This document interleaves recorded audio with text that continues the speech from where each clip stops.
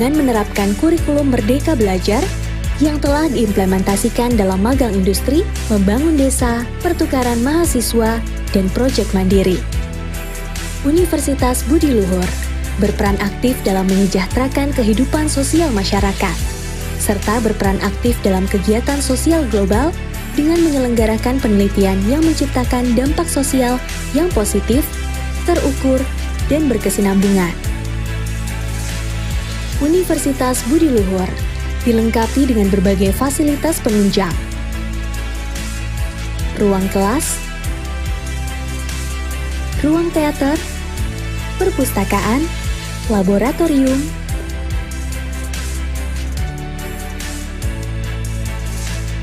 asrama beasiswa Nusantara, sport arena,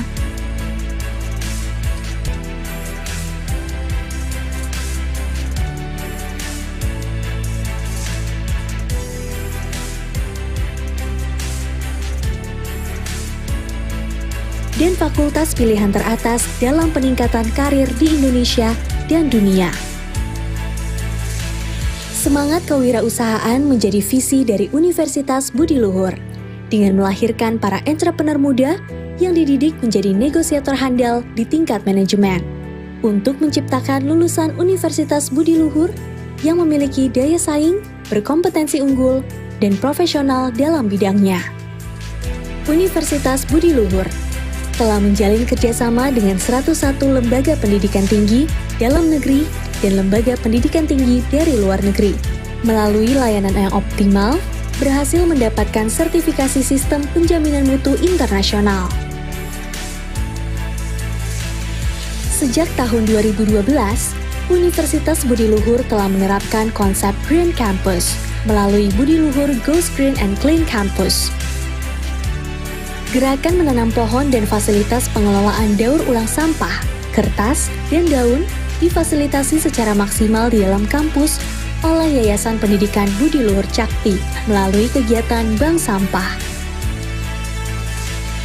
Juga diwujudkan dengan menciptakan inovasi kendaraan ramah lingkungan yang diharapkan bisa menjadi solusi akan kebutuhan mobilitas masyarakat di masa depan.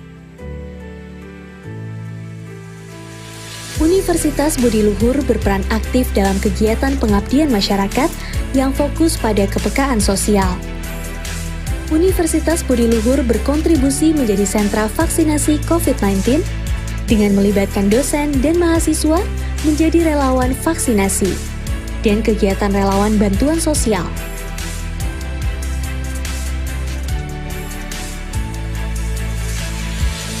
Salam Budi Luhur. Wujudkan mimpimu jadi kenyataan, kumpulkan keberanianmu, gapai cita-cita bersama Universitas Budi Luhur. Perguruan tinggi IT pertama di Indonesia yang mengedepankan pendidikan berwawasan global, berbasis kewirausahaan, teknologi, dan cerdas berbudi luhur. Universitas Budi Luhur telah mengabdi pada dunia pendidikan tinggi secara konsisten dan berkelanjutan, dengan semangat mengemban tugas mencerdaskan bangsa dan mengasah keluhuran budi. Universitas Budi Luhur berkomitmen terdepan dalam inovasi, teknologi, digitalisasi, dan pengembangan pembelajaran. Salam Budi Luhur. Bersama Universitas Budi Luhur, jadilah bagian dari Bluetizen, generasi penerus bangsa yang tidak hanya mencerdaskan, namun juga dilandasi dengan budi pekerti yang luhur. Universitas Budi Luhur, generasi cerdas berbudi luhur.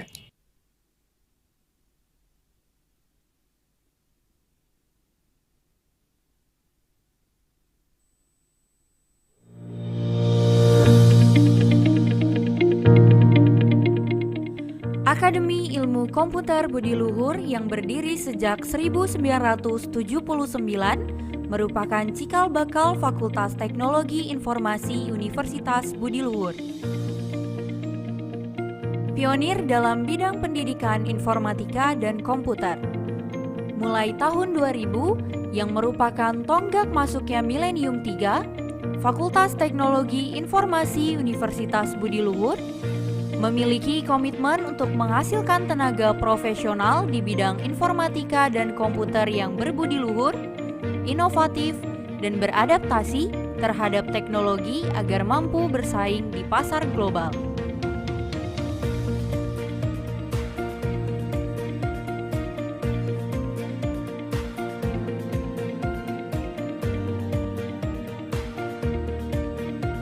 Fakultas Teknologi Informasi Universitas Budi Luhur memiliki program pendidikan strata 1, diploma 3, dan pasca sarjana dengan program studi antara lain Teknik Informatika, Sistem Informasi, Sistem Komputer, D3 Manajemen Informatika, D3 Komputerisasi Akuntansi, dan pasca sarjana Magister Ilmu Komputer.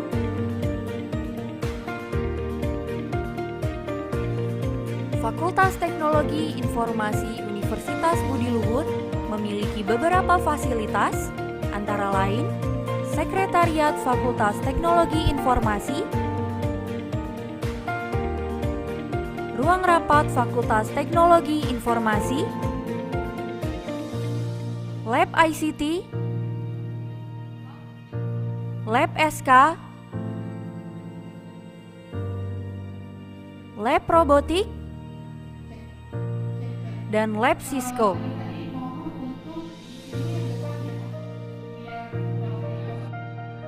Fakultas Teknologi Informasi Universitas Budi Luhur memiliki visi pada tahun 2029 menjadi Fakultas Teknologi Informasi berwawasan global dalam bidang ilmu komputer, sistem informasi dan sistem komputer, berbasis kewirausahaan, teknologi, dan berlandaskan cerdas berbudi luhur.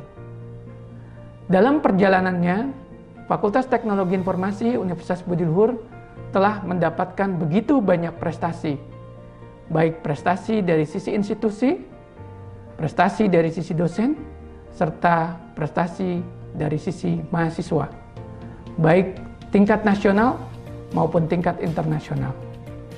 Kami berharap perjuangan atau visi yang ingin dicapai oleh Fakultas Teknologi Informasi Universitas Budi Luhur akan terus kami perjuangkan sehingga bisa menjadi sebuah fakultas yang akan bisa menjadi sebuah solusi bagi kehidupan yang lebih baik bagi masyarakat. Kami menyebutnya Information Technology for Better Living, IT for BL. Terima kasih. Salam Budi Luhur.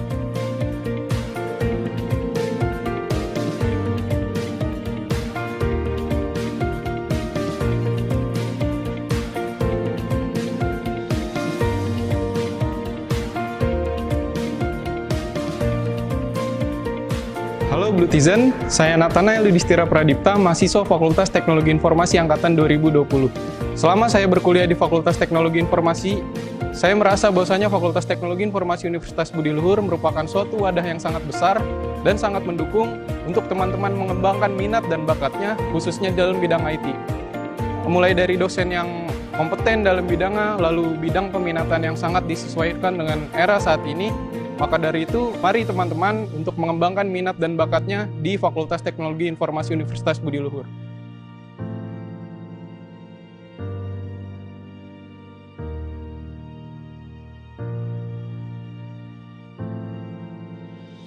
Halo teman-teman semua, perkenalkan nama saya Mutiara Anissa dari Fakultas Teknologi Informasi Prodi Sistem Informasi Angkatan tahun 2018. Saya bangga bisa berkuliah di Universitas Budi Luhur yang sangat mendukung mahasiswanya untuk mengikuti program MDKM Kampus Merdeka. Di antaranya, program yang saya ikuti adalah Bangkit Academy yang diselenggarakan oleh Google, Gojek, Traveloka, dan Tokopedia. Dan yang kedua adalah studi independen dari Microsoft melalui Kampus Merdeka. Saran untuk mengikuti program Merdeka Belajar ini adalah teman-teman pilih program yang sesuai dengan bidang studi teman-teman ya, supaya programnya bisa dikonversi ke dalam bentuk SKS.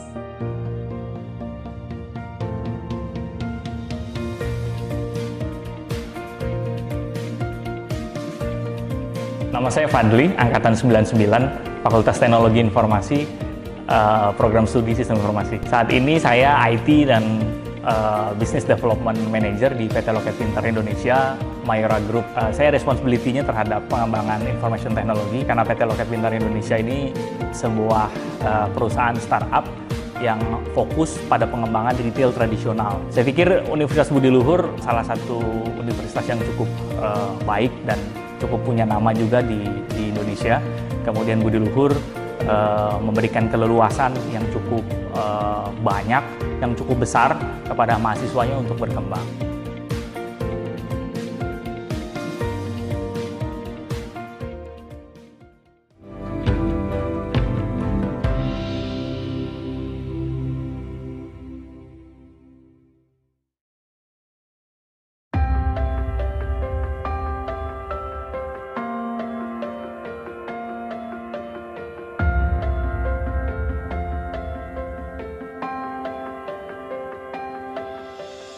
Langkah kecil menanam kebaikan. Merajut prestasi, bergerak maju menuju perubahan sikap dan pengetahuan diri. Nyalakan semangat pengemban pendidikan. Ikut berkontribusi dalam perubahan negeri. Bersama Universitas Budi Luhur. Ciptakan potensi diri dengan semangat pendidikan cerdas berbudi luhur. Universitas Budi Luhur telah mengabdi dalam dunia pendidikan secara konsisten dan berkelanjutan, dengan semangat mengemban tugas, mencerdaskan, dan mengasah keluhuran budi. Ikon Universitas Budi Luhur, kombinasi antara manusia dan komputer, selaras dengan revolusi industri 4.0, di mana manusia dan komputer berkolaborasi menjadi mitra teknologi. Universitas Budi Luhur berkomitmen terdepan dalam inovasi, teknologi, digitalisasi, dan pengembangan pembelajaran. Dengan menerapkan kurikulum Merdeka Belajar yang telah diimplementasikan dalam magang industri, membangun desa, pertukaran mahasiswa, dan proyek mandiri. Universitas Budi Luhur berperan aktif dalam menyejahterakan kehidupan sosial masyarakat, serta berperan aktif dalam kegiatan sosial global dengan menyelenggarakan penelitian yang menciptakan dampak sosial yang positif, terukur, dan berkesinambungan.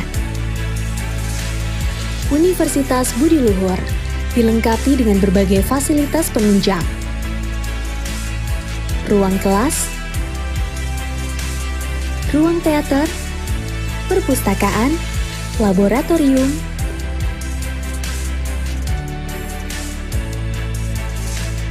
asrama beasiswa Nusantara, sport arena,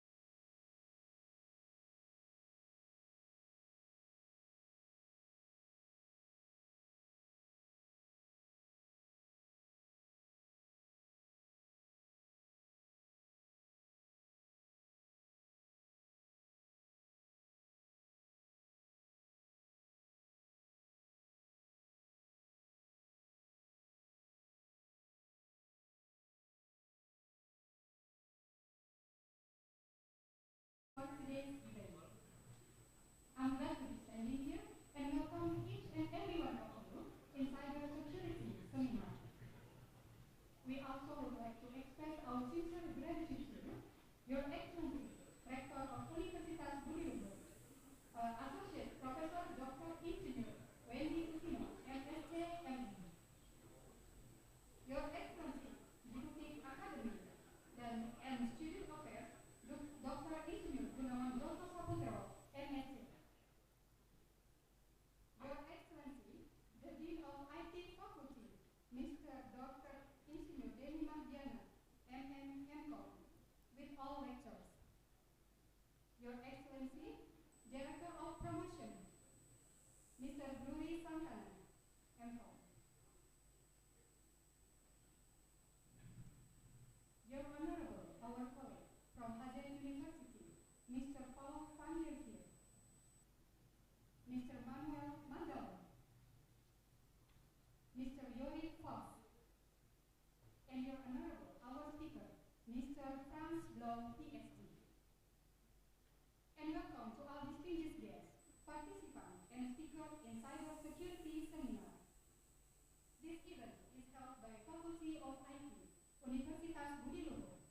Ladies and gentlemen, please allow me first to read the agenda for today.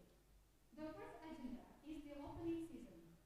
The second is singing Indonesia Raya as the national anthem and continues of March Budi Luhur. The third is welcome speech. The fourth session, signing implementation between Informatic Engineering Student Program Faculty of Information Technology and Information Communication Technology Hazard University. The fifth is photo session and the continues by workshop session led by the moderator. Ladies and gentlemen, now playing the national anthem of Indonesia Raya and March Budi Luhur. Please stand up.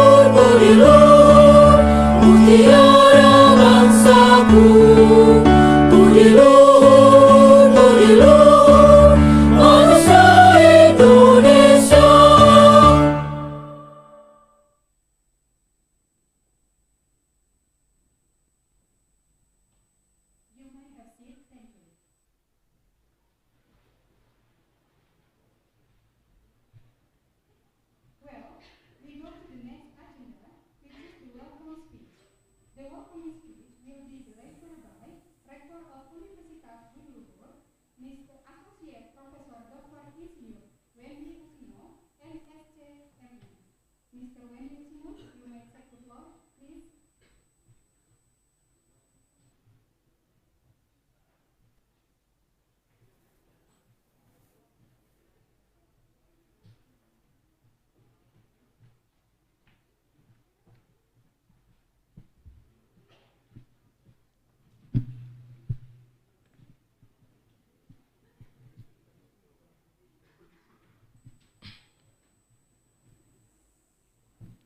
Bismillahirrahmanirrahim. Assalamualaikum warahmatullahi wabarakatuh. Shalom, Om Swastiastu, Namo Buddhaya, salam kebajikan, salam sehat, dan salam Budi Luhur. Honorable Deputy Rector for Academic Affairs, Dr. Gunawan, and Honorable Dean of Faculty of Information Technology, Dr. Denny Mahdiana, and Director of Promotion, Mr. Berdiri, and of course, our special guest today, Mr. Dr. Franz Blau, as the main speaker to this seminar, and then Jorik Vos, my colleagues from Hazet University, welcome to Kampus Budi Luhur. Manuel, welcome to Kampus Budi Luhur, and of course, my best friends, Paul van der Veer, and of course, all the lecturer and student of Faculty of Information Technology, Universitas Budi Luhur. Please, we have to thank God that we can gather in this room in good condition and healthy condition, and we will hear about the topic of the seminars today is very interesting. Cyber security seminar, increased security leads to decreased security. That's the, very attractive topic we discussed today, and I hope you will hear a lot from Franz Blau, considerably, and you are connected to Universitas Budi Luhur because your name is Blau, right? Blau means blue. Our university can be have a short term BLU, Budi Luhur University, and our student lecturer, we call it Blue Tizen, Budi Luhur University Citizen. So what is a coincidence between us? That's a good sign from God to us that we will have a very honorable guest who will share all of his knowledge about cybersecurity. Cybersecurity itself is a very, very major challenge for Indonesia lately. After 2 or 3 weeks ago, all Indonesian people talk about Bjorka. Do you remember? Bjorka is we can call him like a hacker. He breached many websites in Indonesia, include President of Indonesia website, and took a lot of data, millions of data of Indonesian people, and sell it to other people. That's a very sad story about our cybersecurity in Indonesia. In late October, we will have a Computer Security Incident Response Team Summit in Bandung, which is Universitas Budi Luhur is part of the committee and also part of the team. So I hope many students who attend this seminar today will have interest with this moment or event, and so you can become the member or join the academic CSIR team of Universitas Budi Luhur. We need a lot of students to become our cyber army to protect our website. So please join academic CSIR Universitas Budi Luhur for next month, and will be led by Dr. Mardi Harjianto as the leader of the academic CSIR, and Ibu Safrina Amini also. Does Ibu Safrina here? No. Okay. I hope in this seminar you will get a lot of knowledge shared by Franz Blau, and then maybe you will get inspired to become more active as a cyber army to protect our network, to protect our server, and etc. I think that's all. I wish you can enjoy the seminar and have a lot of knowledge got from what Franz shared to you this afternoon. And then I forgot, I try to thanks to all the committee who prepared this event quite shortly, and this seminar could be done because of you. And please accept my apology if something happened is you're not comfortable along this seminar. Thank you very much, and I will close this speech with a rhyme. Please say cakep if I said the rhyme, okay? Reading a story of an epic, telling about warrior of Aztec. Cybersecurity is a good topic, make us aware to protect. Thank you very much. Wassalamualaikum warahmatullahi wabarakatuh. Salam Budi Luhur.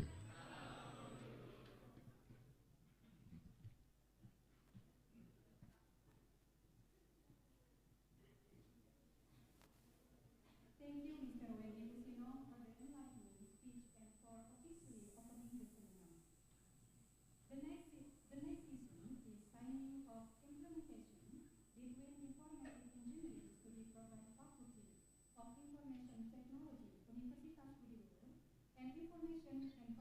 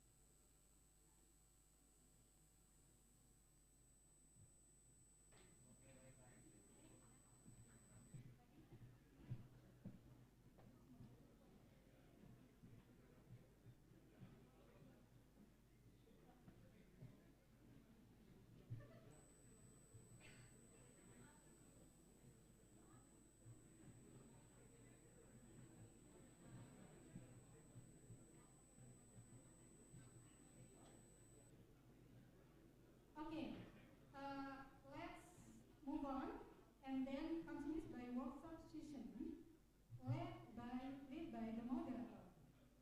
Ladies and gentlemen, we now start to main session. The seminar from Mr. Frans Blau, PhD, as a lecturer at Hazard University of Applied Science in Middelburg, the Netherlands, and will be read by our beautiful moderator, Dr. Musda Empel.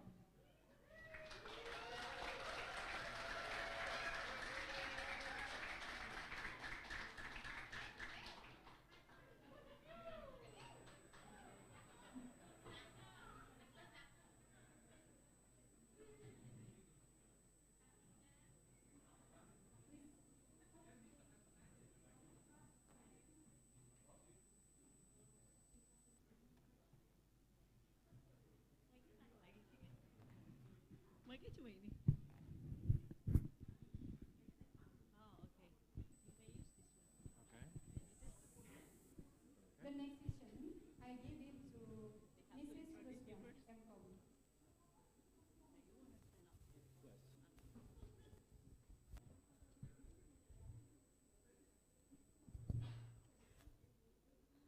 Hi everyone. I'm very honored to be here, and thanks God we can come here directly. And Assalamualaikum warahmatullahi wabarakatuh. Salam Budi Luhur. In this session, Mr. Frans will deliver such interesting topics. I'm sure that you, though you are in computer science study program or information science study program, you still need cybersecurity while you are build up your application, your e-commerce, your etc. You need cybersecurity. And before we start, I will introduce the handsome one. They said that you look more handsome than the picture. Okay, let me read the brief bibliography.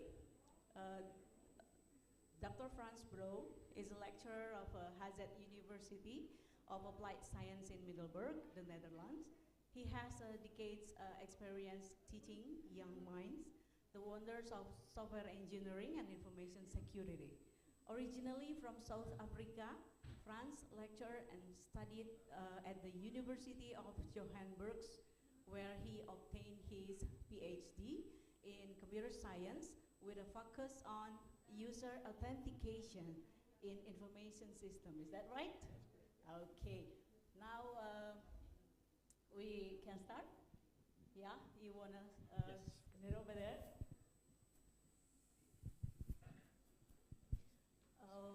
Please notice that you have to answer so many questions. Yeah, you have to prepare for the questions. In the QA section, we will ask you to just raise your hands and stand up, and the team will give you the mic, and you can ask the question directly. If you have any question in Bahasa, just do so. I will help you. I'm trying to help you. If your English is a problem. Hopefully not, yeah, you have to practice your English first. Okay, are you ready? I'm ready. Okay. Good afternoon, ladies and gentlemen.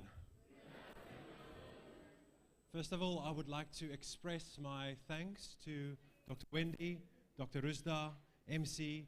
Thank you very much for giving me the opportunity to be here with you today and to share something that I'm quite passionate about. Now, because of that passion, I tend to speak very quickly. So if I do speak too quickly, I hereby give you permission to just do this. Slow down. If I use too big words, just do this. And if I speak too quickly, using too big words, just do this.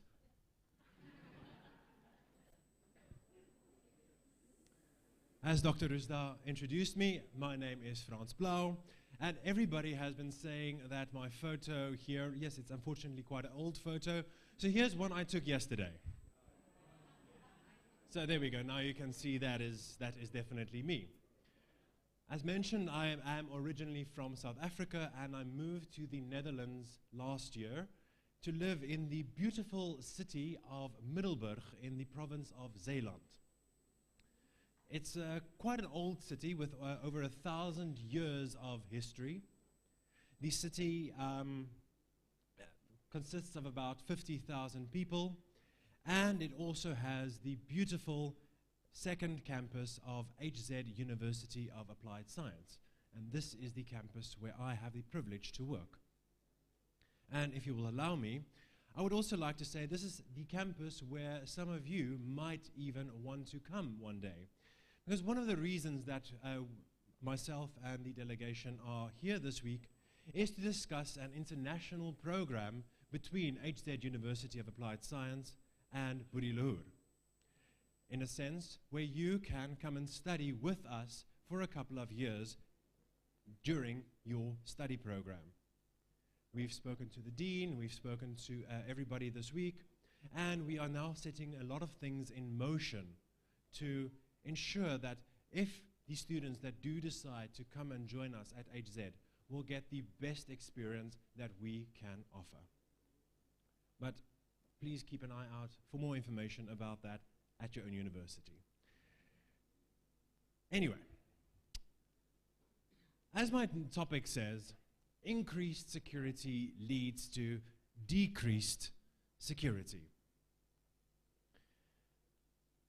A month or so ago, a certain company had a little bit of an issue. Who of you are aware of the Uber hack in September? Yes, unfortunately I then read that Uber is not really that popular here in Jakarta. It's basically like Gojek but with cars, and it is a large multinational, multi-million-dollar company spanning all across the globe.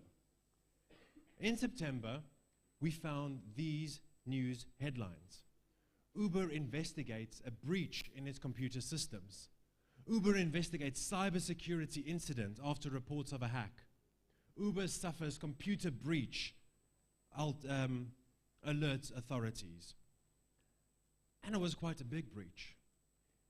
It wasn't only a little bit of data, no. It wasn't only a database, no.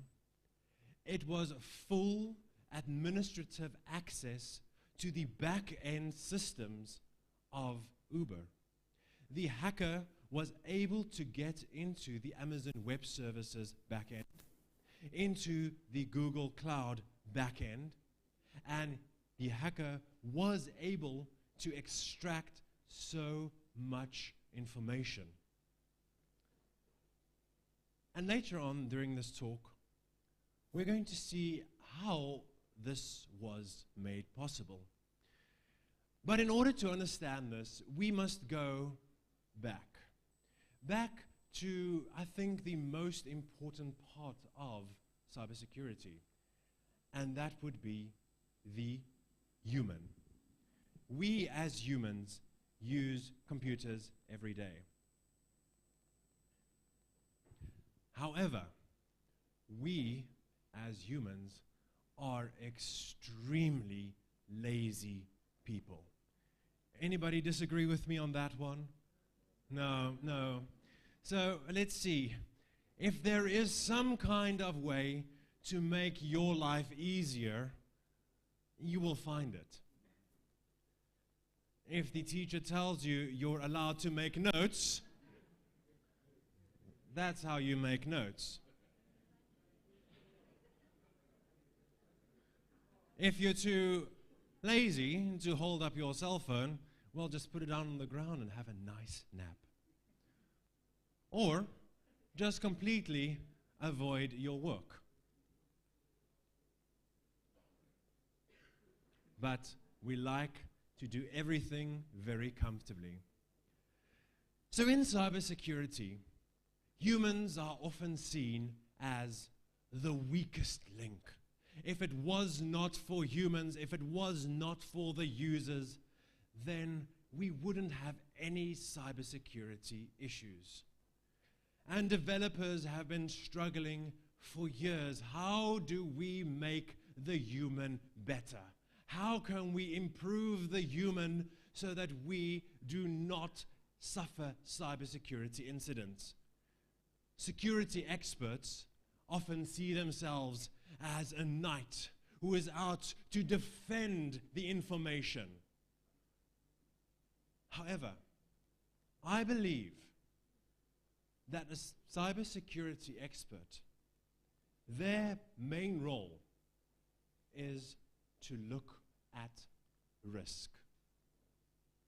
Risk being, well, what can we expect to go wrong? And if something goes wrong, what can we then do?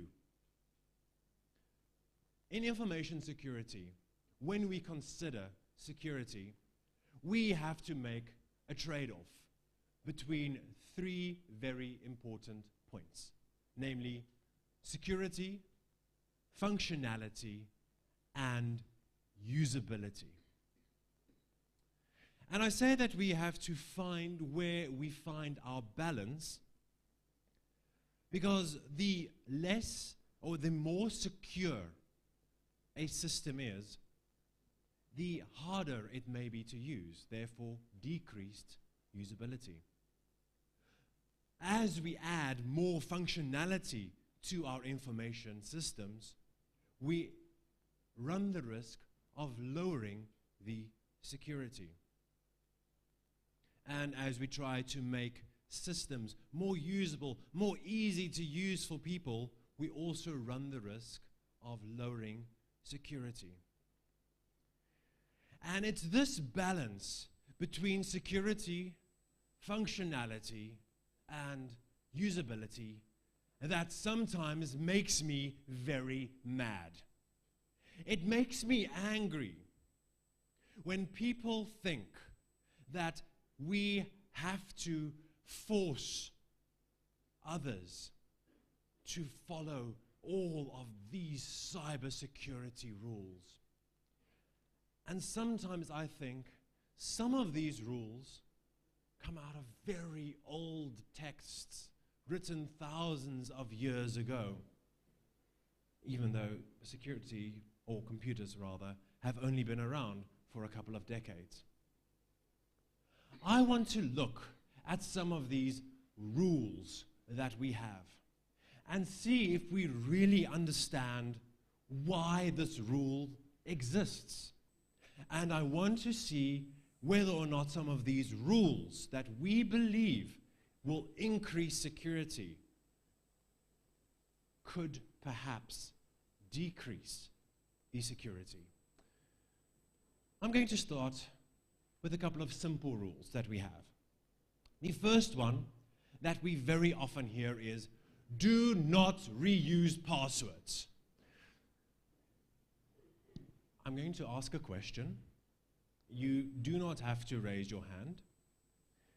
However, who of you use the same password on more than one website?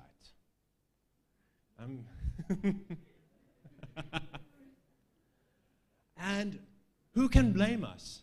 There are so many sites that we need to enter passwords. It's almost impossible for humans to remember each and every password. But let's look at that rule. Why does the rule, do not reuse passwords, exist? Well, simply put, a password protects something. However, sometimes a password can protect your banking information, and sometimes a password can protect your personal diary. Which of these two entities, between a bank and a small one-man company, has more resources to spend on cybersecurity. And I think we can all agree that a bank or a governmental institution spend millions on cybersecurity protections and mechanisms. Do we agree on that? Yes. So we say do not reuse passwords, because let's assume that your password gets stolen at a small company that does not have as many resources to protect cybersecurity of their systems. If that password gets stolen, it's a lot easier to steal that password.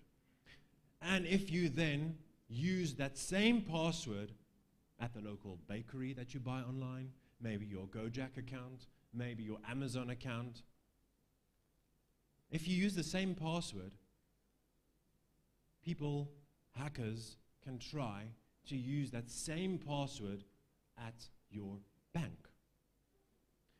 That's the reason that rule exists. And I think we can all agree it makes sense. Let's rather not reuse passwords. But then along come people and say, well, now you have to have a unique password for everything. How are you going to remember all of these passwords? I can barely remember what I had for breakfast, and now you're expecting me to remember hundreds of passwords. One of these suggestions is to write a password down. What? How dare you suggest something like that? You don't write down a password. You've heard that rule before, haven't you? Never write down a password. No, because then somebody will steal it. And this is now where the risk assessment starts coming in. There is a different risk profile between your grandmother and the CEO of an international company. There's a different risk profile. If your grandmother has a little password book and she writes down each of her passwords and stores it safely in a drawer, what do you think is the probability of somebody breaking into her house just to steal her password book? I don't think that's very high. However, if a CEO of a multinational company writes down her passwords in a little password book, do you think there might be a higher probability that somebody might want to try something like that? Yes. So this is where the risk assessment comes in. Also, I'm also a believer that if you write down your passwords in a single book, if that book gets stolen, at least you know that your passwords have been stolen. Now please, don't get me wrong, and please don't write down all of your passwords all of a sudden. It's about the risk assessment. Now some of you might be aware that writing things down in a password book might not be the best option for you. You travel around a lot and you don't want to keep a password book on you every day. You have to access very secure websites and or secure assets, and there's actually a possibility that somebody might try to steal your password. Then we say, use a password manager. Well, there's a reason why that don't has been striked out. But before I talk about that, what is a password manager? A password manager, and these are only some examples, like LastPass, 1Password, Bitwarden. A password manager is like a password book, but it's on your computer. It's digital. It's a digital password book. Now, this password book that you have on your computer, your password manager, is protected by one very strong password that you can actually remember. that you don't write down. Once you enter that password, the password manager will then remember all of the unique passwords that you had for every site. That way, you can have multiple passwords for each site that you access. In other words, you do not reuse passwords. And at the same time, you don't have to remember them all because they're remembered by the password manager. Again, a risk assessment. Well, what if the password manager gets hacked? Same with the password book. If the password manager gets hacked, you will know. Therefore, you know that your passwords have been compromised. And this is a beautiful way in which you can create secure passwords for every site and store them and only have to remember one password.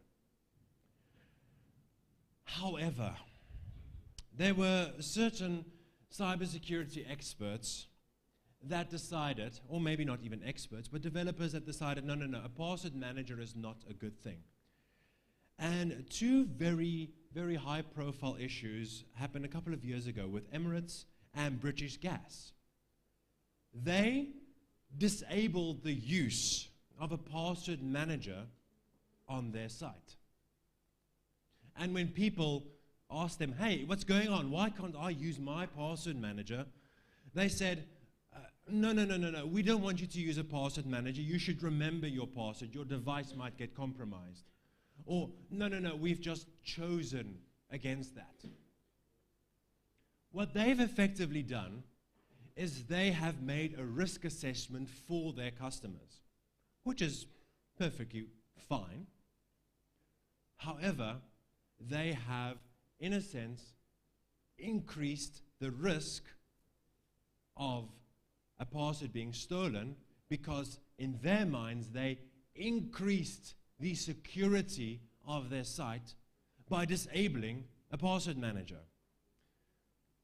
Luckily, a couple of years later, the National Cybersecurity Centre in the UK said, let people paste passwords.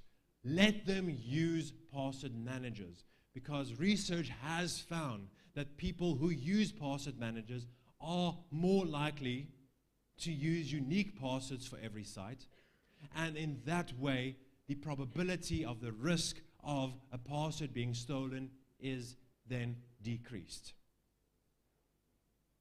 Who of you are now going to maybe investigate a password manager and see if it fits your risk profile? I'm seeing a couple of nods. It does change. It does require that you change your behavior. True. However, that might not always be a bad thing, because behavior is something that cybersecurity rules try to force. Follow these password rules. You've seen these things on every website. It must have a minimum length. You may not reuse it. It must use certain characters. It must expire. It must be unique. All of these requirements for a password. Let's have a look at a couple of examples. Treasury Direct. First of all, I'm not sure if you can see it, but the passwords are not case sensitive. Okay, that's a bit of an issue. But their security said, we don't want you to type a password using your keyboard. No. You must click your password. That's more secure. I'm still not sure why. Their reasoning is, what if you have a keylogger on your computer and there's a hacker trying to log all of the keys that you type? Well, I think if you've got a keylogger on your computer, somebody can also keep track of your mouse. Let's have a look at some other examples. This website, first of all, it tells you what length your username must be, between 8 to 9 characters. And then it's got an entire list of rules for the password as well. So they're not only trying to control the password, they're also trying to control the username. Let's try another one. Alibaba, a couple of years ago. Your password should consist of 2 uppercase letters, 2 lowercase letters, 2 numbers, and 2 punctuation marks. It sounds more like Noah's Ark at this point. Why do these rules exist? Because apparently there is security behind it. The last example, and this one you probably need a PhD in order to actually set a password, says, your password must be between 8 and 20 characters, minimum 1 uppercase and 1 lowercase character, minimum of 1 special character, only of 5 special characters that are allowed, at most 3 repeated characters, so in other words, you aren't allowed to use 4 of the same letter in your password, maximum of 3 subsequent characters, in other words, you can't have A, for instance. Difference, it must be different from the last 4 passwords, and you must not use your given name or your surname. Now, good grief, now this takes ages. Now you need to sit there and figure out a password. Luckily, hint, if you're using a password manager, your password manager can generate very secure passwords. But this causes security to be decreased. And you might be wondering, but Franz, why? What we're trying to do here is to make sure that people use passwords that are random. In order to know what's going on, we need to investigate the haystack, or rather the password haystack. I'm not sure if you've heard of the expression finding a needle in a haystack. So, the smaller the haystack, the more easy it would be to find a needle. Would you agree? Right. So effectively, what these rules are doing, they are reducing the size of the haystack.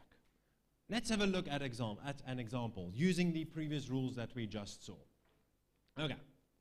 So I'm going to assume that we want a password that is 10 characters.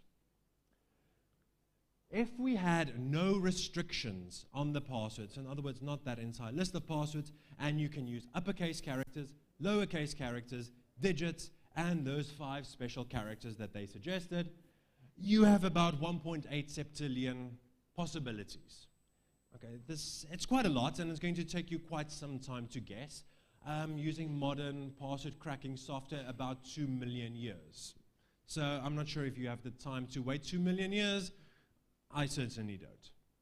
But let's have a look. If we add just 1 restriction, there must be minimum 1 digit. So now I've reduced the haystack by introducing a rule. And when I now use a password cracking software, I can tell the software there must be 1 digit in this password.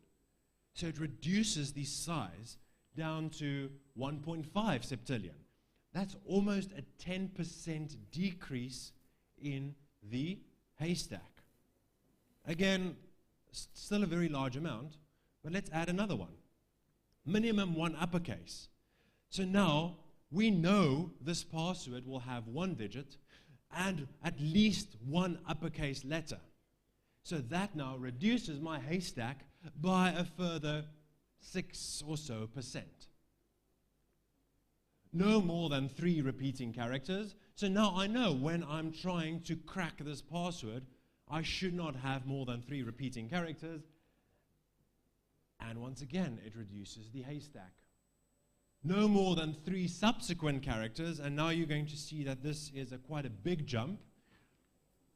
Now we're down to 809 quintillion. Now again, it's quite a lot. But as technology increases and the speed at which we can crack passwords increase, we don't want these rules making our password haystacks smaller. We don't want people to choose a password that is actually less secure. But now we've got these silly rules, and there's also that other rule. I'm not sure if any of you work for a company, you need to change your password every couple of weeks. Normally it's around 30 days, 72 days, or 90 days. Any of you work with a company that requires passwords that need to change? Seeing a couple of nods. Well, guess what? This security mechanism, the reason for this is that if a password was cracked at some point, then at least that password is only valid for the next 30 days. And then the next time it will be a different password. But humans are humans. So you will have a password and then your password expires. My simple password March. My simple password June. My simple password July. My simple password August. There we go. We have now decreased the security. A couple of years ago there was a study that found that for passwords that expire, the probability of guessing the next password is around 60%, what a person will choose due to rules like this. But let's say people did not do this, and they actually chose a good random password each and every time. What do you think they're going to do? This. They're going to write it down. And then what? Then they're going to hide it in a very secure position. Or even worse, I need to find that password as quickly as possible. I'm wondering who of you are guilty of this little faux pas.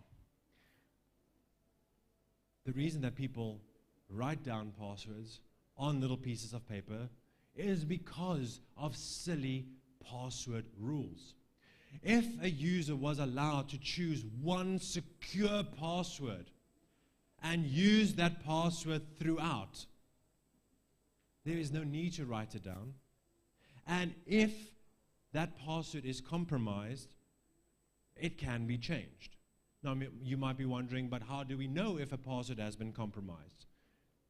Security mechanisms nowadays, and we'll talk about that a little bit later, you've noticed if you log into, let's say, your Facebook or your Instagram account in a different location, you get an email, yes? Like, was this you? Well, those types of mechanisms can then assist and help the user. Then the last part of a password is that there's a difference between protection and authentication. Now, authentication says that we need to find out who you are. Are you truly who you say you are? Because only you should know your password. However, if you close your laptop and you open your laptop again 5 minutes later, and you need to enter your entire password again, and then you go for coffee, and then you need to enter your entire password again, then your colleague comes to talk to you, your laptop automatically locks, and you need to enter your password again. You go to the toilet and you come back, you need to enter your password again. Eventually you are going to get frustrated and start using a simpler password. Luckily nowadays, our operating systems can allow you to also have a PIN code that is easier to enter. This PIN then can only be used for a certain amount of time. So you log in using your normal password.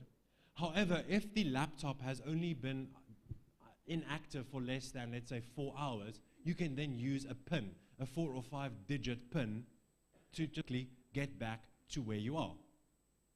You might be thinking, well, is that secure? Well, if you're not keeping track of your laptop and you don't notice that your laptop has gone missing in about 4 hours, there might be other security issues that you might want to consider. So allow a user to simply get back to their work. Now, this is a lot about passwords.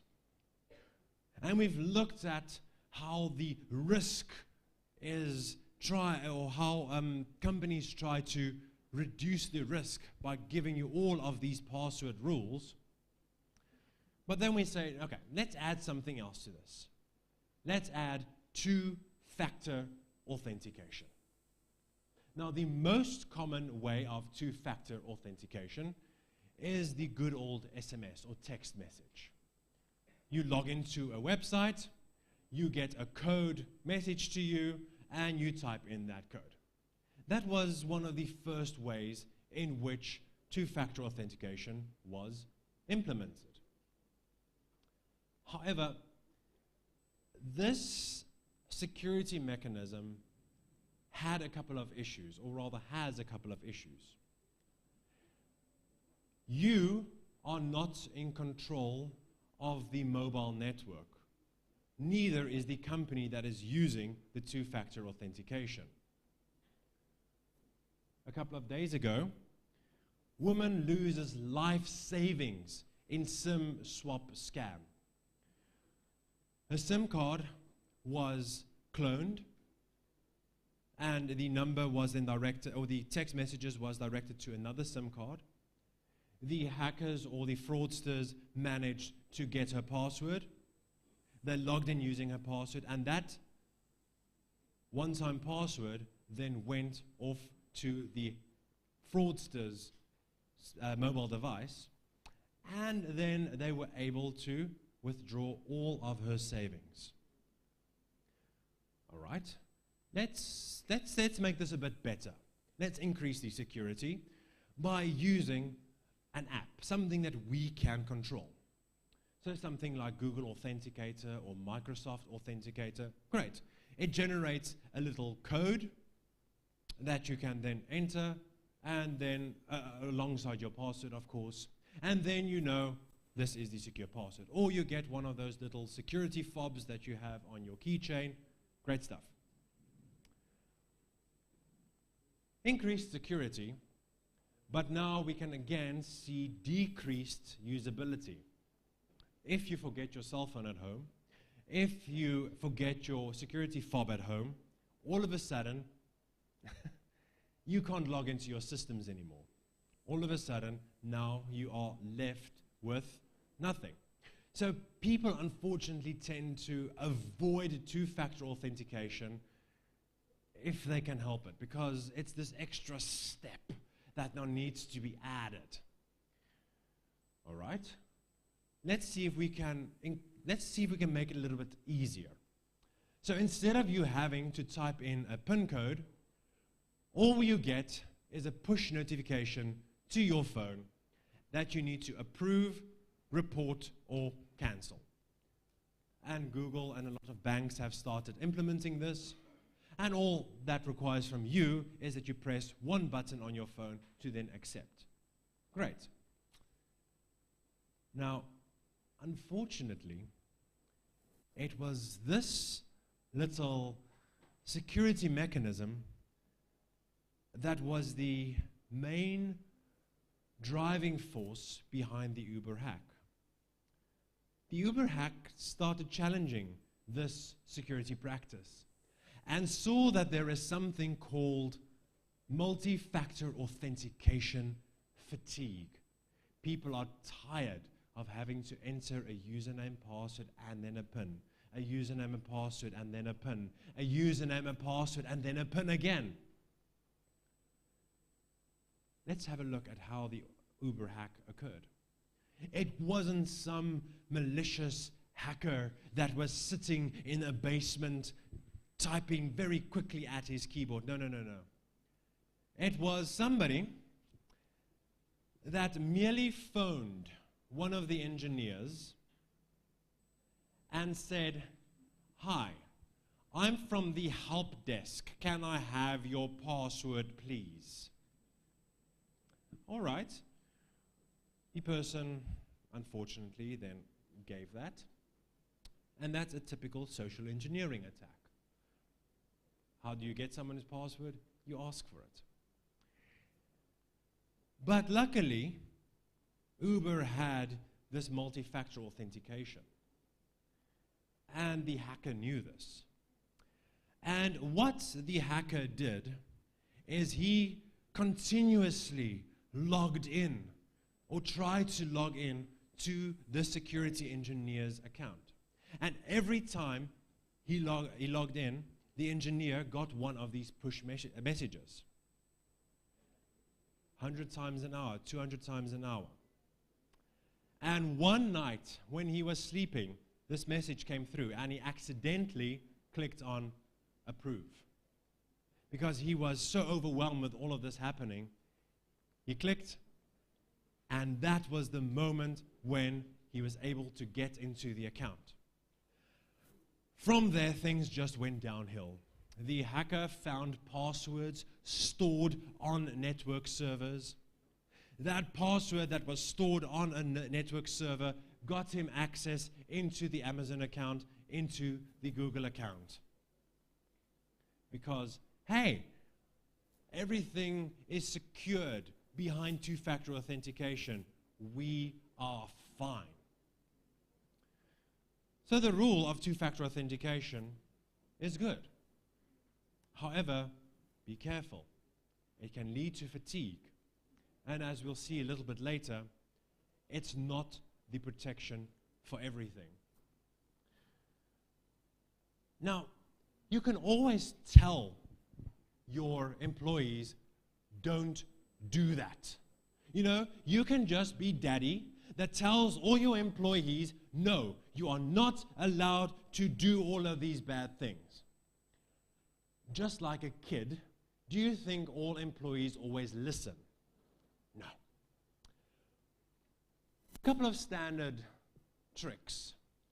If you had a security door that you had to open up with your special card, and you open the door, and a very nice looking lady walks behind you, what are you going to do? Are you going to keep the door open for the nice looking lady, or are you going to slam the door in her face? We as humans, we'd like to be nice. After you, madam. So when we told the employees, don't do that, don't allow somebody to follow you, people will do that in any case. How do we protect against something like that? Well, something like a trap where you have to go through a turnstile that you can't have somebody follow you. Or just have inhuman security there as well. What's the first thing that you do when you go to somebody's house? You ask for the Wi-Fi password, yes? Yeah, no, that's true. What's the first thing that you do when you go work for a new company? You ask for the Wi-Fi password because you want to connect your own phone to the device as well. But no, sometimes companies say, no, you are not allowed to connect your private devices. So what has happened a lot of times is that people will just bring their own wireless device and plug it into the company's network. And all of a sudden, they had access to the entire network because a general home router is not as good as a lot of other standard security routers. So just by telling somebody, don't do it, users will always find a way around it. Users are more clever than you think. The next rule is we need to secure everything. Sure, let's get duct tape and wrap it on everything because that's how you secure it. Unfortunately, this approach doesn't always work. Everything cannot be secured because that can also lead to security fatigue. That risk assessment is where we start again. What is the actual risk? Getting messages like this every day, security alerts, there has been a new login. Eventually users are going to start and just delete those emails. They don't care anymore. You had these beautiful security mechanisms in place, they didn't work. All of these things that users are trying to juggle, they were not able to see anymore. Everything is just a blur of security. And on the other side, trusting the security by saying, you know what? Everything is secure. We don't have to worry about anything because we have security. Everything is encrypted. We're fine. We've got two-factor authentication. We're fine. We've got password rules. We're fine. We told the company's employees, don't do that. We're fine.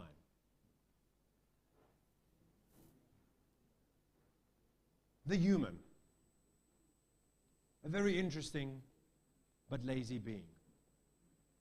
The cybersecurity engineer trying to find the balance between security, functionality, and usability.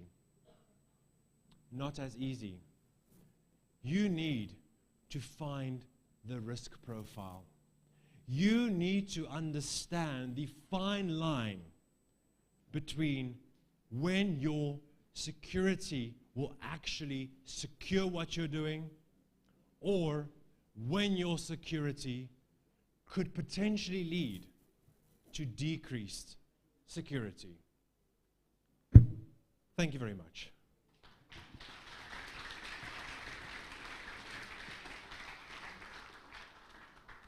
Actually, you will still have another 15 minutes, but it's okay. We can go through to the next section, QA section. Yep.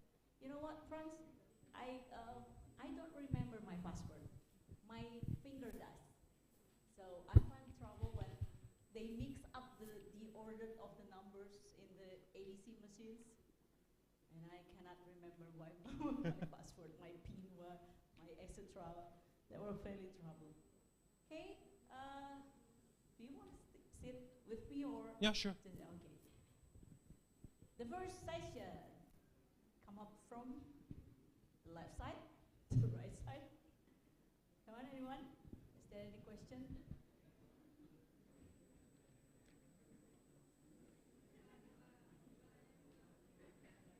Yes, Bu Imelda will go first.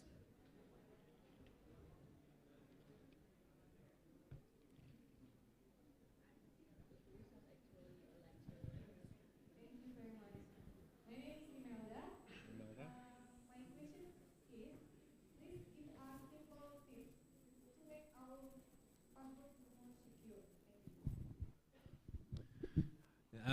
So simple tips for secure passwords is, in my opinion, one of the best ways in which you can do that is don't reuse your password, number one. Never reuse your password. And have secure passwords and use a password manager.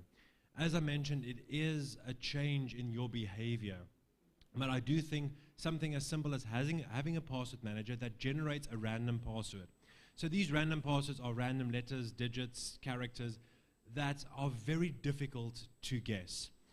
Technology nowadays, especially if you use dictionary words, like if your password was hello world, it will be very quick to crack because the cracker just uses a dictionary to get that password. However, if it's multiple characters, digits, that you as a human might not remember, it's very difficult to crack. So have your password manager store that. And if your risk profile is of such that you might not need a password manager, write down a password in a book. Okay, is that answer the question? Okay, thank you, Bumelda. Then next question, please.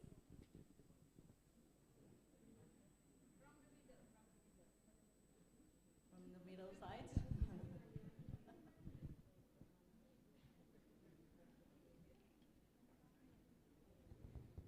Okay.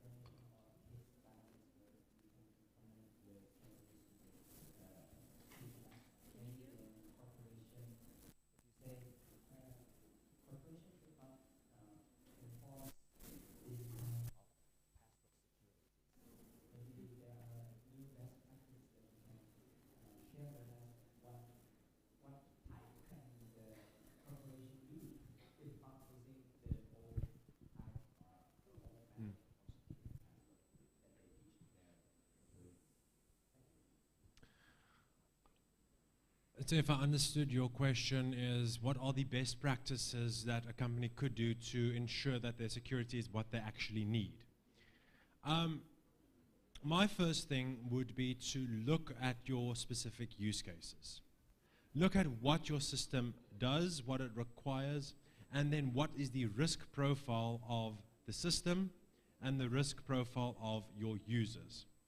Now, it might be very difficult to immediately know that very quickly, or to figure that out very easily. There are security standards like your ISO 27001 and so on. However, a lot of them, or I should say rather, a lot of them also start with the risk profile. I know I'm saying the word risk profile quite a lot at this point. But then only build what you need. Don't build things that you think will increase security without actually knowing if it actually does. For instance, all of those password rules where you can't use so many characters, somebody thought, hey, this will be a good thing because this sounds like a way to generate secure passwords.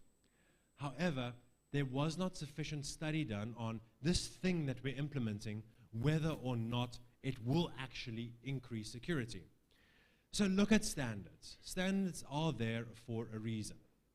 And a lot of standards start by having your basic profiles and then going from there, and don't just build things on as you feel you want to.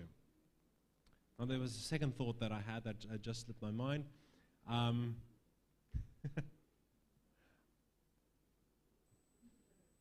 Wow. Can I come back to you on that one? Okay,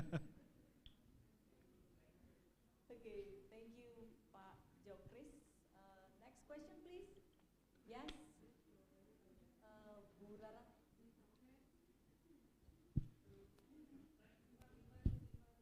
Where's Ina? Stand up, please.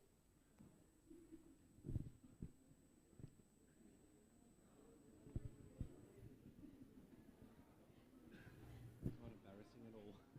No, it's okay. Test. Okay. Thank you so much for your attention. First of all, I want to introduce myself. My name is Muhammad Dafa. You can call me Dafa. I am studying informatic engineering, and now I'm final year in this campus. So, my question is, in your opinion, which is more secure between password and biometrics? Thank you. What is more secure, passwords or biometrics? In my opinion, neither are more secure. Now, unfortunately, so biometrics is a very interesting topic. If you understand, once you start to understand how a biometric reader works, for instance, let's use a fingerprint reader as an example. When it reads your fingerprint, there isn't a definite yes or no, this is the fingerprint. There is a percentage match. So you secure your finger, let's say in your phone, and it stores a little formula about how your finger, what your finger looks like. Okay, what your fingerprint looks like. Now, when you go to scan it again, it will compare the fingerprint that it now saw with the fingerprint that is stored. Now, every biometric device, you will then have to set something called the false acceptance rate and the false rejection rate. And that's to say, how, at what percentage can I accept something that might not be exactly, or at what rate do I reject something that is actually the fingerprint? Now, what makes it a bit more difficult is the cost of the biometrics. So if you use cheaper fingerprint readers, for instance, it only really reads the surface level of the fingerprint. And I think that's where you sometimes get, especially if you work a lot with your hands, and your fingerprints get worn down, those types of fingerprint readers can't read your fingerprints anymore. But then as you get more expensive fingerprint readers that can actually look at your fingerprint subdermally, so even if you can't see the fingerprint at the tip anymore, it's still at the sub-skin layer. And more expensive fingerprint readers can read at that level. All right. Now, if you can afford these great, extremely expensive fingerprint readers, then sure, you can rely only on them. However, if you're only using it as a second factor of authentication, I would then say a password along with your fingerprint is always good. So, with multi-factor authentication, we have what you know, what you have, something you know, something you have, and something you are. Now going back to my, I think, my common chorus today, depending on your risk profile, do you really need only a password, or do you need multi-factors of authentication? So to answer your question, biometrics and passwords are two different things. And depending on what your cost is and what your actual needs are, it will differ on what you actually want to build into your system. Now, most of us use fingerprint readers every day.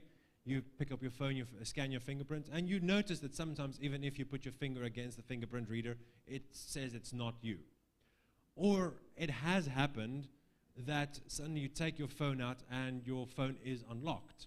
It can happen that, especially if you leave an oily residue on the device and there is still a little bit of capacitive energy going to the fingerprint reader, it might accidentally scan it as a false positive.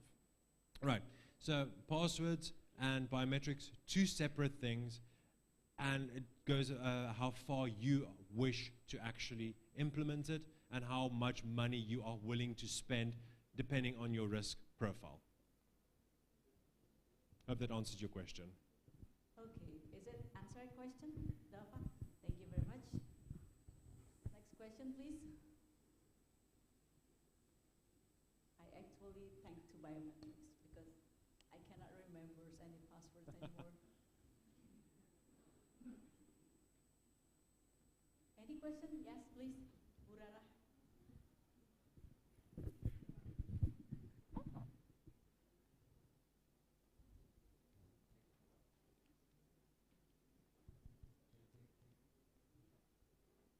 Hello, Mr. Pras. I'm Fahri. My question is, as you previously mentioned before, first you Keep the mic away, please. Jauhan sedikit. as you previously mentioned before, first you privilege is from social engineering. Like, hey, I have text, can I get your password? So, how can we not get caught up in social engineering? Can you share any tips? Yeah, so I think if I understand your question is, how do we prevent social engineering from happening, and how do we not fall prey to social engineering? I think the simplest way to not fall prey to social engineering is to not have any humans part of a computer system. Obviously, we can't do that.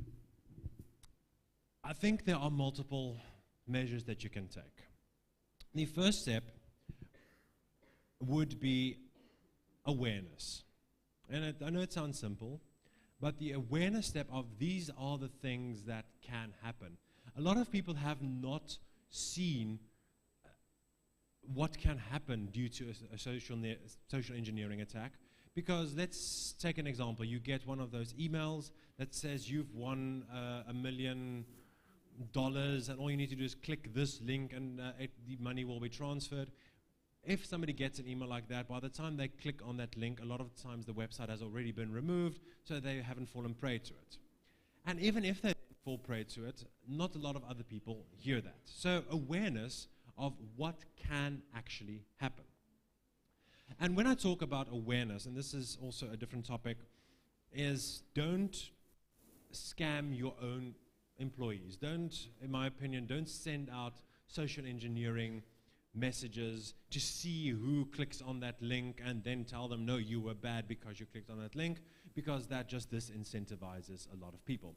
Basic awareness, what can happen if XYZ occurs. Now, that being said, a lot of people will still fall prey. So that's then where you as a company set certain policies. And I'm sure you've seen a lot of banks say, we will never ask for your password via an SMS. We will never send you an attachment via email. Those types of, and it's kind of behavioral training, that if somebody then does get something like that, immediately, okay, I haven't received something like this before, this doesn't make sense. So can we kind of train the behavior, like if something happens that should not happen, will the user then see that this is potentially social engineering?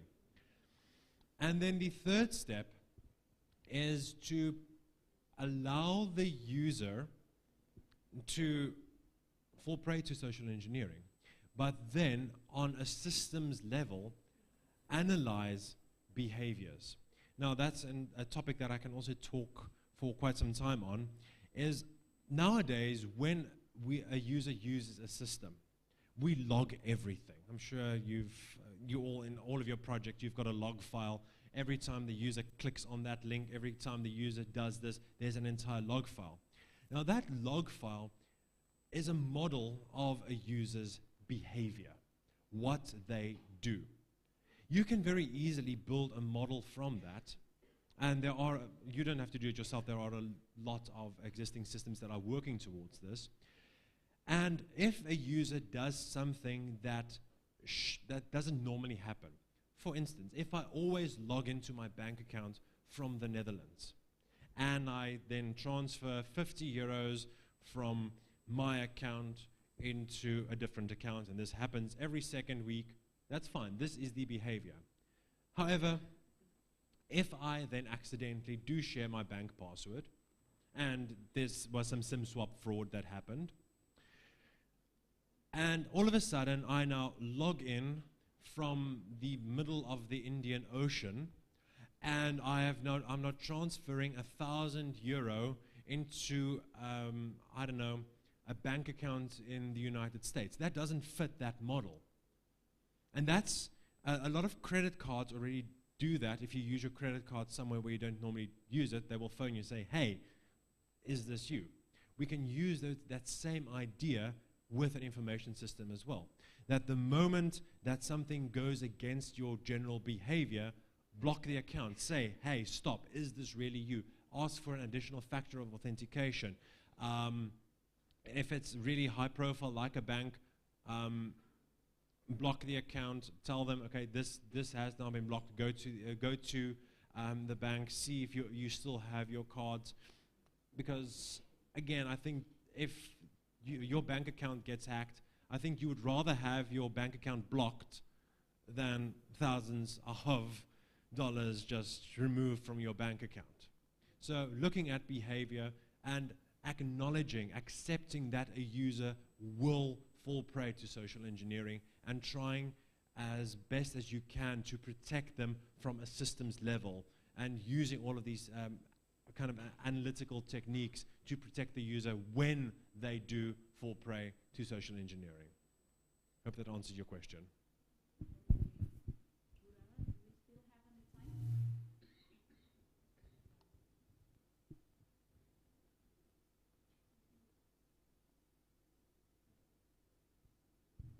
We still have 5 minutes left? Okay, do you want to...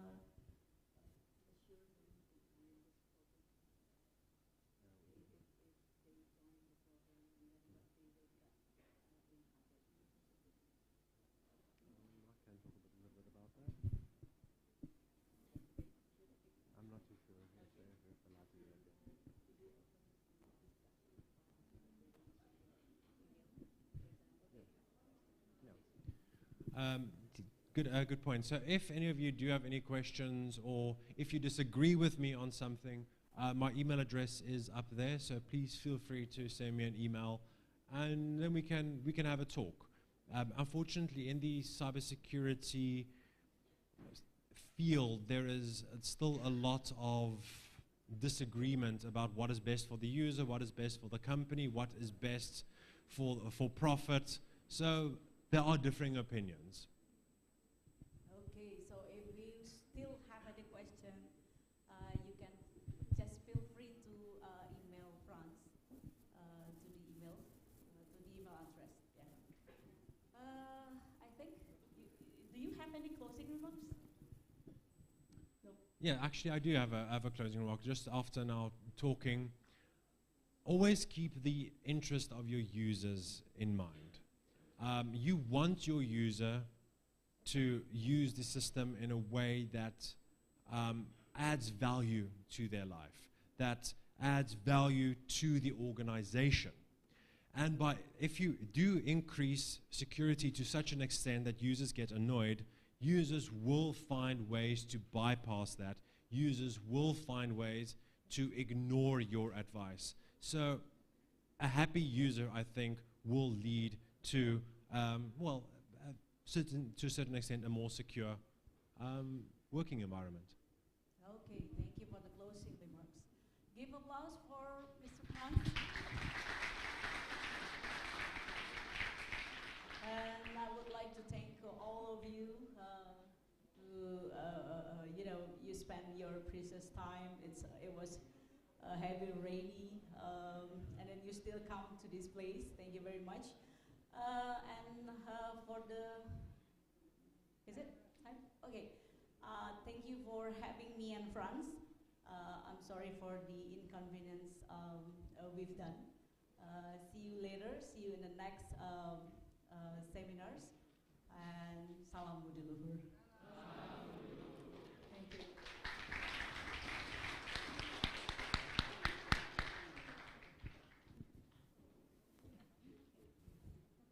Yes. Okay, thank you, Mr. Franz Blow, PhD, and Dr. Rusdah, MCom. Wait a minute. We want to give a certificate first for Mr. Franz Blow, PhD, and for Dr. Rusdah, MCom. The certificate will give for Mr. Franz first. Photographer, ready?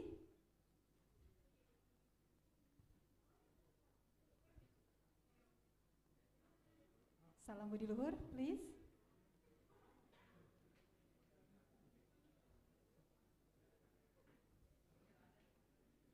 Okay, well done. Give applause first.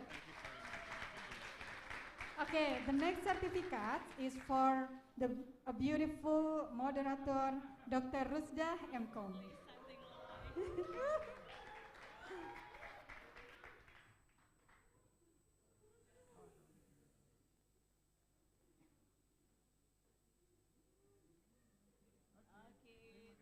Okay. Thank you for Mr. Franz Blow, PhD, and Dr. Rusdah. Please to have a seat.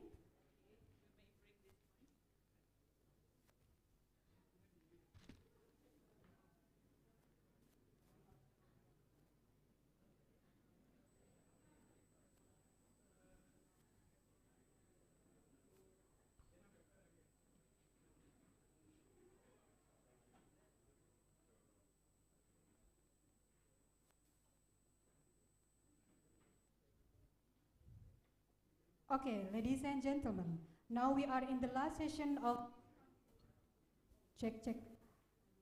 Now we are the last session of this seminar. We hope this seminar can fulfill our insight and knowledge. Once again, we'd like to say thank you very much for your presence. As the spokesperson on behalf of committee, we would like to apologize for any mistake or inconvenience during the Conference of Cybersecurity seminar. And me, Ratna Ujiandari, as a Master of Ceremony, would like to say farewell. See you for the next seminar. Wassalamualaikum warahmatullahi wabarakatuh. Salam Budi Luhur.